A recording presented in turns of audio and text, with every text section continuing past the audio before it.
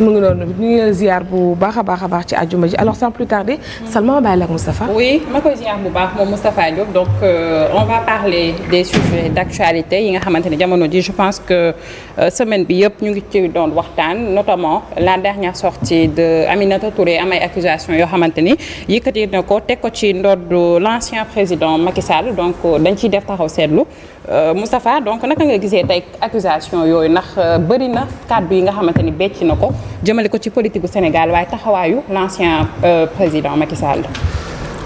enfin je crois que su fekkoon ne Aminata Touré dafa wax rek sànni te tuddul un ancien président de la République du Sénégal mën nañ ci bañ a taxaw lu bare mais boo xamee wu personnalité ki nga xam ne moom moo doon wax forcément waxam du wax ju ñuy jël rek di sànni comme ça.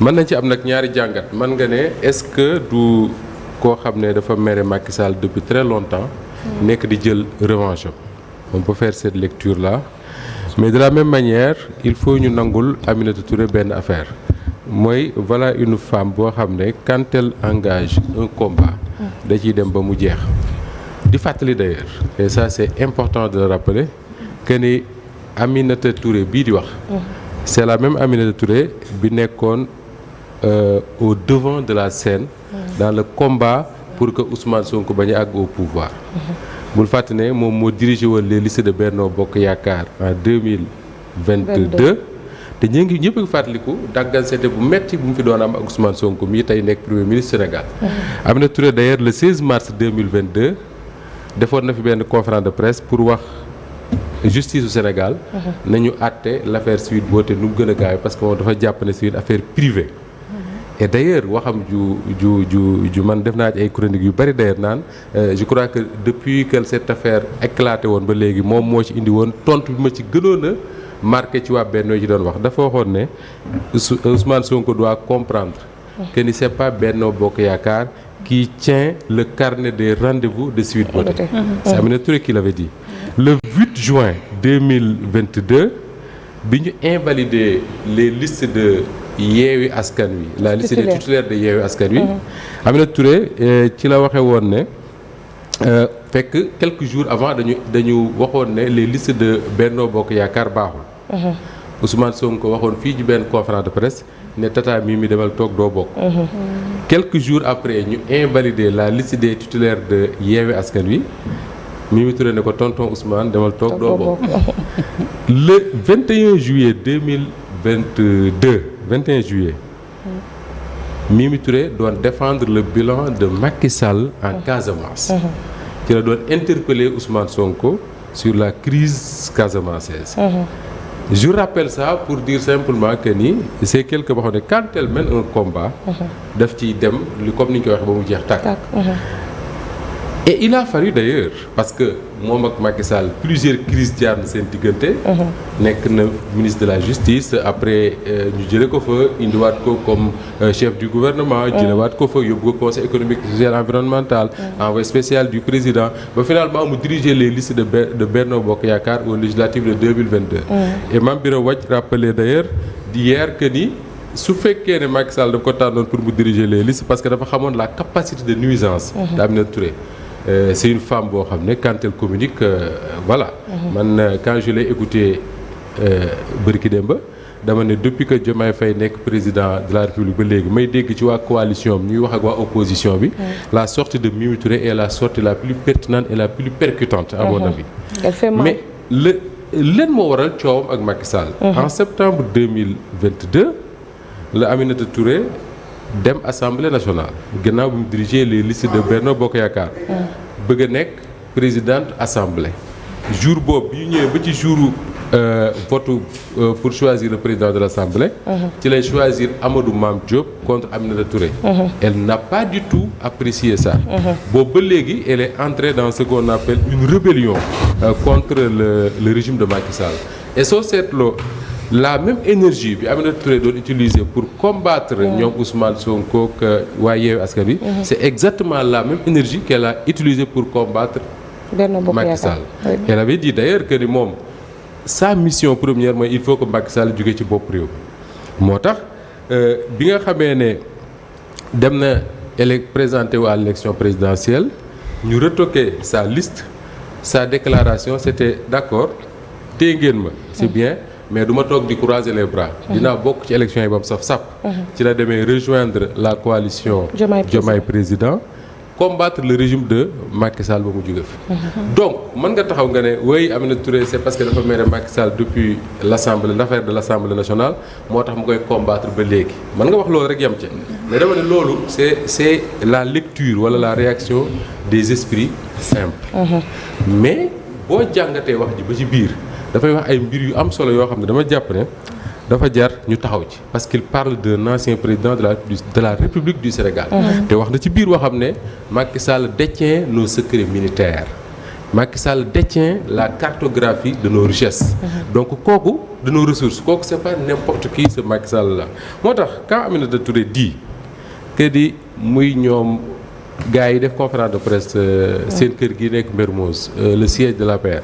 mu ne ña fa nekk noonu di wax ñëpp Macky Sall moo leen di wax loo parce que wax na ne le siège de l'APR benn caabi la am Macky Sall la koy jox koo neex ku mu waxul ne waxal doo wax ku mu wax ne waxal yaay wax ku mu ne noppil yaay noppi la preuve soo liiree le journal L'As démb dañu bind ñu ne Macky Sall moom moo wax ñoom Abdou Mbow ne leen seen affaire bi ñu fi yëkkatee naan déclaration de politique non le pouvoir de dissolution du président de la République ñu ne dañ koy dindi.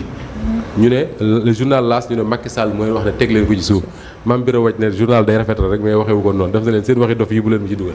donc tu vois ça c'est du Macky Sall et ses relations avec ñi nga xam ne ñoom la jiital. moo tax ma jàpp ne waxu Aminata Touré du wax joo xam dañ koy soofantal rek jàll ci leneen jàpp ne c'est un ancien adversaire de Macky Sall bu ko mere mooy wax mais c'est un ancien premier ministre ancien ministre de la justice fonctionnaire international qui parle d'un président de la République boo xam ne jusqu'au mois de mars dernier moo jiite woon Sénégal nekkoon le chef suprême des armées. oui sur loolu noonu je pense que yëkkati na ay kàddu de interpeller le président Emmanuel Macron parce qu'on sait que moom mi nga xam ne moo di Macky Sall jamono ji day dox yónneen ci 4P mais comme ni ko Mimi Touré waxee au-delà de ça aussi mi ngi dugal loxoom sóob loxoom ba tey ji ci politique gu Sénégal donc interpellé na le président Emmanuel Macron mais lan moo ci war a nekk tey responsabilité suñu njiit yu bees yi par rapport à Macky Sall ak l'APR.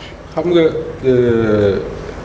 Sénégal dañu am un président bu tudd Léopold Sédar Senghor mu jiite Sénégal pendant des années xëy suba ne sonn dafa jëm mag day jox une nouvelle génération.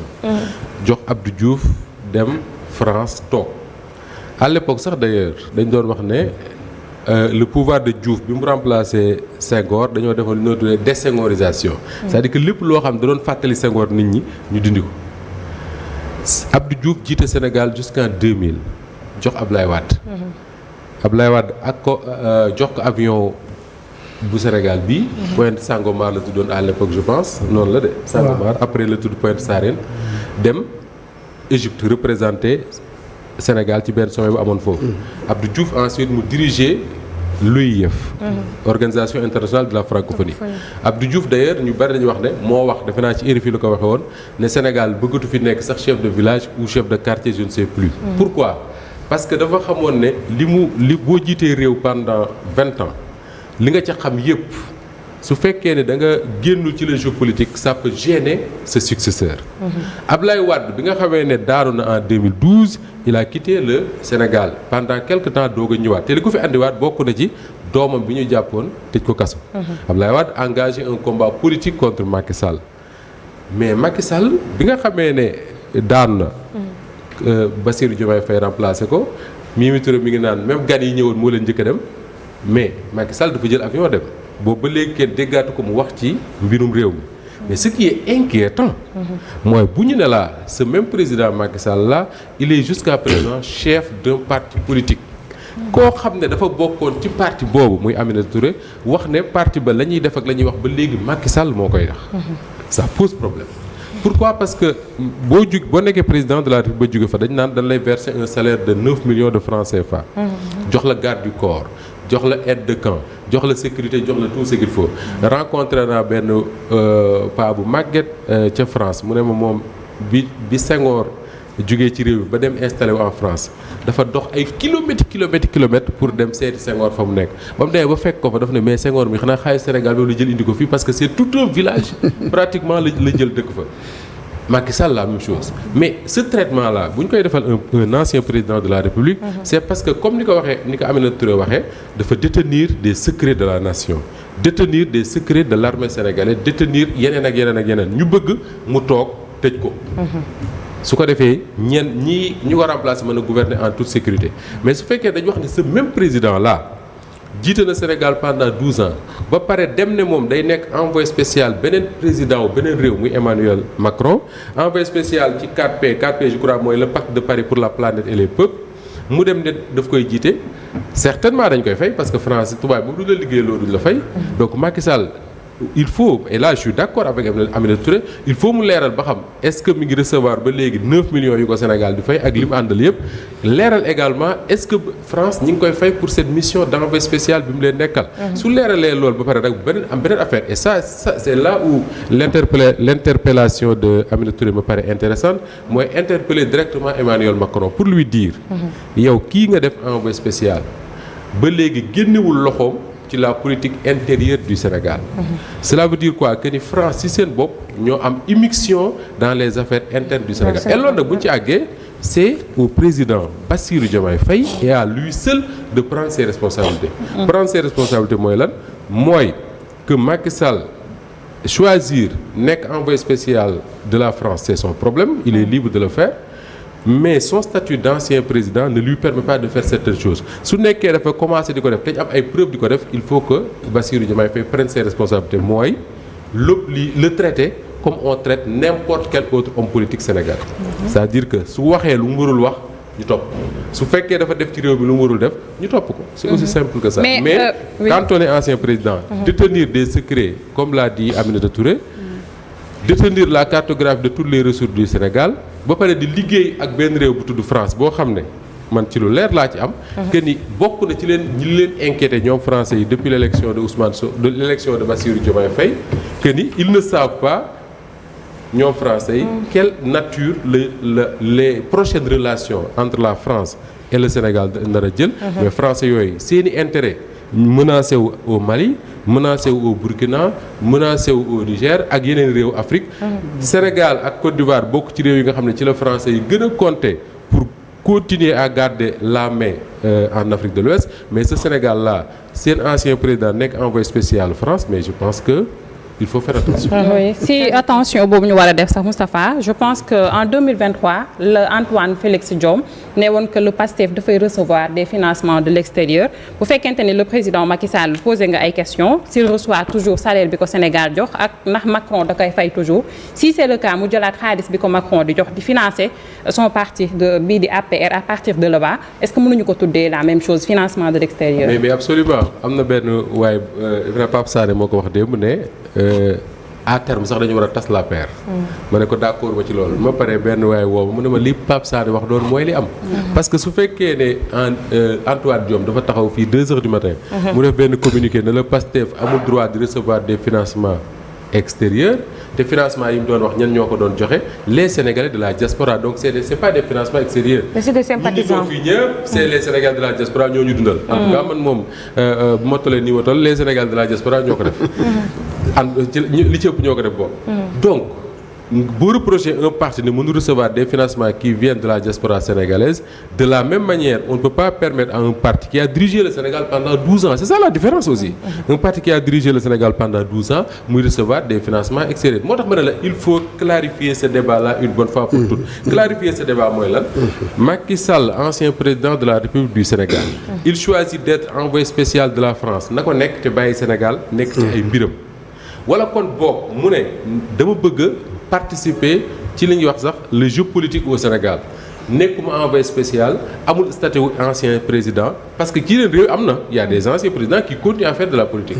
damay ñëw bërki démb le président François Hollande lañ ko élire député en France. man na ne damay ñëw sama parti la APR man maa ko jiite damay ñëw di ko diriger. mais pour man li war a leer mooy on doit avoir le courage de faire des enquêtes pour xam. comment est-ce que l'ancien parti au pouvoir muy APR comment elle est financée actuellement. man pour moi c'est important de le savoir. parce que bi ñu nekkee au pouvoir fii la ñuy ñëw xëy suba ne dañuy tabax dañuy jënd terrain wu Dakar Dem Dikk kii coûte des milliards ñu jënd ko naan dañoo cotiser ak seen tappale yoo xam ne kenn cotiser wuñ pour jënd ko.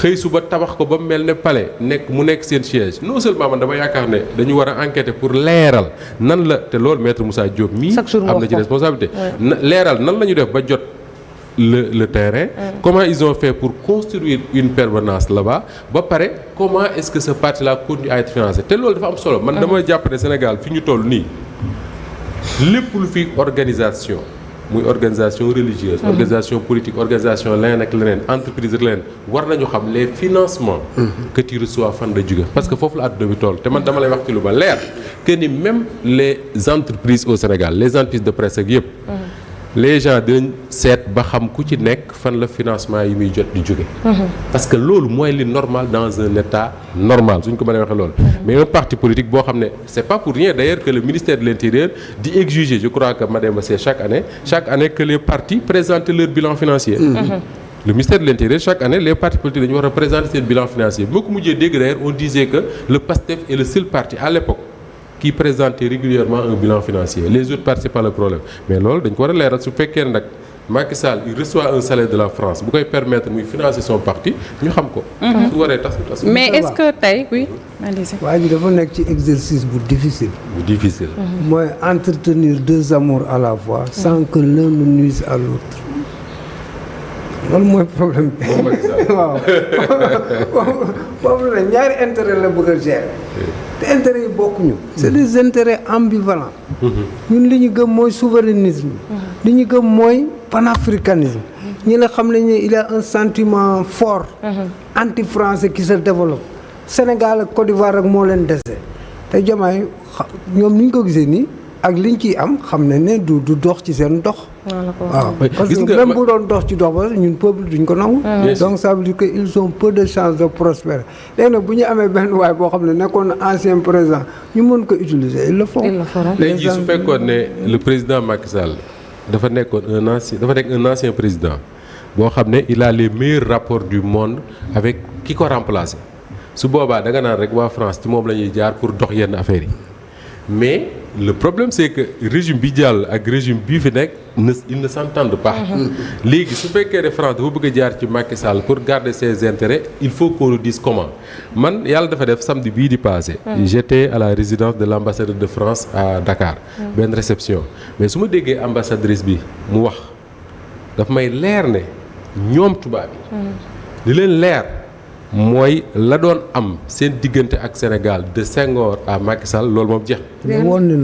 loolu moom mu neex leen mu naqat leen jeex na. et d'ailleurs Bassirou Diomaye Faye Ousmane Sonko ils n'ont même pas le choix parce que c'est comme dit Mademba c'est ce que veulent les Sénégalais. que les gens soient traités comme on dit d'égal à égal. moo tax su fekkee dafa am koo xam ne suñu ancien président la jiite woon ñun ñëpp nekkoon le chef suprême des armées. encore une fois pendant 12 ans. lépp Sénégal kenn gënu koo xam Macky Sall lépp lu fi nekk xam na ko. d'ailleurs sa formation lui permet de savoir fan la ay ressources nekk ci réew mi mais ce président là man je crois que li gënoon a élégant pour man mooy soit comme ni ma ko waxee sànq mu choisir ne dew ma fenn fii laay toog ci réew mi je suis encore jeune pour faire de la politique damay politique. su boobaa ñu traité ko comme ni ñuy traité Cheikh Tidiane Gomis bu jiite parti. wala Moustapha Diop bu jiite parti. wala boog mu ne je fais comme Ablaye Wade wala je fais comme Diouf wala je fais comme Senghor damay génn dem toog wala ma dem toog Mermoz les affaires du pays j'en parle plus. wala boog mu ne léegi envoyé spécial France la man ak APR amatuñ benn lien. mais bu ñu naan la ba léegi moom mooy woowaa APR di wax nangam ak nangam le journal L'As bind ko Aminata Touré wax la ne ña fa nekk di wax lépp lu ñu wax Macky Sall la ko wax. mais je pense que c'est de la responsabilité du président de la République. de prendre ses responsabilités. mais Moustapha lu tax Macky Sall tuuti bët comme ça jógee ci njiital CEDEAO nekkoon fii ab daraja ci Union africaine après tu te retrouves en benn envoyé spécial bu Macron c'est comme benn genre mbindaan fu ma ko mën a jàngatee. déggoo li ma dem ba wax. dafay dàq ñaari lapin en même temps ko buñ ko bëri wax noonu c'est-à-dire que Macky Sall xol bi jiite Sénégal moo ci jeexul. bul fàtte ne Macky Sall bëggoon nañu bàyyi ko ba décembre li jiitu sax mooy bëggoon a def 3e mandat. Il a fallu que tellement de choses se passent dans ce pays pour que mu reculer mu dolli ci mu bëgg a dem ba décembre. Les Sénégalais bañ ne ko doo fi demee. Le conseil constitutionnel ne assemblée nationale bii di ñu tànqal tey amu leen droit di dàq ay élection ñu dem élection donc nu ñu koy wax sax dafa am benn goût d'inachevé. ça doyalagul quoi. ba pare Macky Sall Aïcha c'est pas Ablaye Wade Ablaye Wade il est parti du pouvoir vieux. amatul lu muy prouver fenn. mais Macky Sall il est pour un homme politique il est encore jeune. il a une carrière à faire tey bu fekkoon ne yoroon na Sénégal na mu ko war a yore.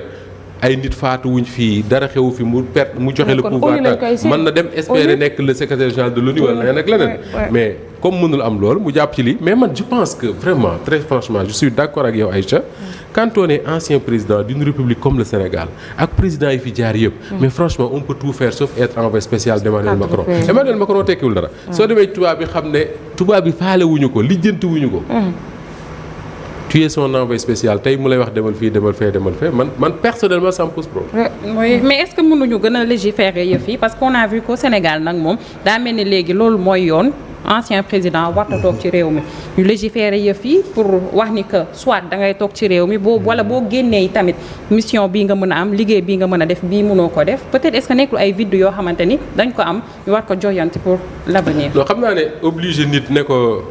da ngay dëkk fii wala da ngay dëkk fee du yomb. xëy na sax ñun ñi toog fii ku ci mën a dëkk feneen dem dëkk fa. donc un ancien président également obligé ko ne ko da ngay dëkk fii du nekk lu yomb mais dama jàpp ne parfois nga perdre le pouvoir dans des conditions yoo xam ne serait-ce que partir pour quelques semaines ensuite revenir c'est pas une mauvaise chose en soi. revenir mais l'idéal quand même mooy un président de la République bu jiite Sénégal pendant 12 ans mais soo ko pertee nga toog ci réew ma. mas ngaa gis président français bu tuxu. mas ngaa gis président américain bu tuxu. africain yi rek mas ngaa gis président wu beneen réew bu tuxu. c'est-à-dire que même africain yi de plus en plus. Johnny Rawlings a dirigé fa la dëkk ba voilà. surtout que soxlaatoo liggéey sa àdduna. parce que def nañ la commodité yëpp. oui mais bien sûr commodité yooyu nag la ñu war a ñëwaat pour man. pour man il ne s'agit pas de légiférer pour dire que ni oui boo jiite réew après da nga war a dëkk fii par force mais je crois que Sénégal mën nañ def nen ne suñu ancien président boo choisir dem dëkk feneen demal ñooñu yor la. waaw.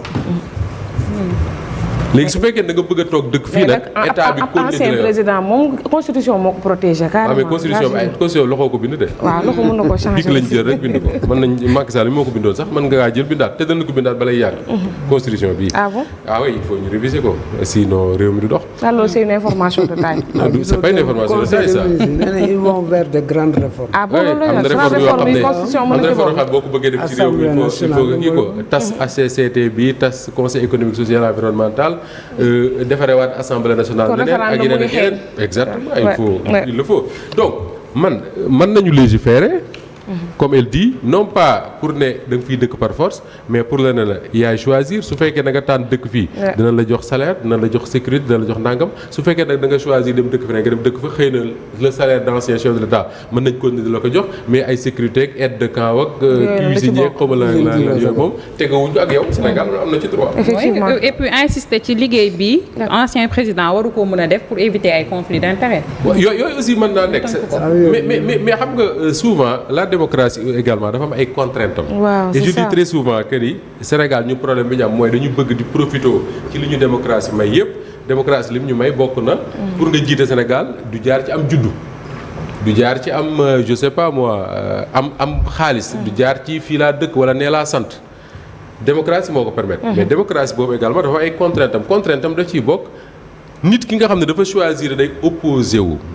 même bu dee ancien chef d'État am na ci droit Macky Sall am na droit man encore une fois je le dis am na droit ne moom mooy continuer di jiite son parti mais dama ne su fekkee dafa wax choisir ne day continuer di jiite son parti na bàyyi la mu nekk ñu traité ko comme ni ñuy traité ku jiite parti Abdoulaye Wade bul fàtte ne ba léegi mooy secrétaire général national bu parti démocratique sénégalais wala changé na ba léegi changé gul moom en tant que secrétaire général national du parti démocratique sénégalais Abdoulaye Wade ancien président de la République du Sénégal organisé na fii benn marche policiers yi préfet interdire ko mu taal otoom daw ba mbëkk barrière policiers yi fii la amee c'est le chef de parti qui l'a fait donc c'est les contraintes. en tout cas waxtaan bi amoon na solo heureusement.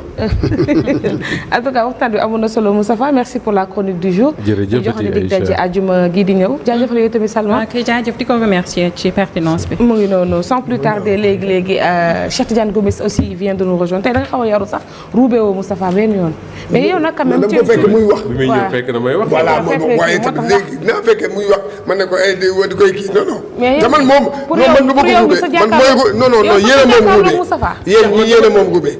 dama toog. yow sa jàkkaarloo Moustapha lu la mën a jaam FM di def keppaar gi. waaw xam nga. benn waay bindu ma ne ma li nga wax ak li Cheikh Tidiane wax bokkul à propos de la ministre des sports. waaw ma ne ko xamul lu Cheikh Tidiane wax. c'est pas mon problème mais ce que je sais daal. mooy ministre des sports moom samedi. ma nga woon résidence ambassadeur France. fa la ko kii yónni woon nu mu tudd premier ministre xaw ma. léegi nag est-ce que waroon naa dem final baag yow je n'en sais rien ce que je sais mooy Moustapha Sarré toog na fii Penco. ne suba moom ministre des sports ñooy ànd ci final ba. mais ministre des sports du fekkee.